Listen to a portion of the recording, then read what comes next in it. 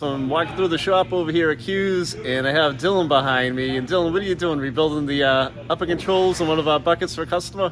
Yes, sir. This is fun. Let's check this out. So we see a lot of this stuff in the garage, and what Dylan has to do is this whole cluster has been leaking, right, Dylan? Yes. So we have to tear it apart, and then, well, hey, there goes an O-ring. I saw that.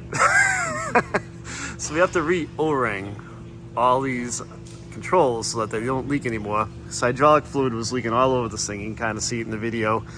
And once we get this resealed, the customer will have a nice, dry, fully functioning upper control assembly for this bucket, right, Dylan? Yes.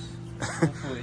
So if you have if you have a major leak like this, you know, give us a call. We can definitely tackle it for you. We see quite a bit of the stuff in the shop here. A lot of hydraulic leaks. We tend to run like a lot of hose stuff and fitting repairs and things like this as well.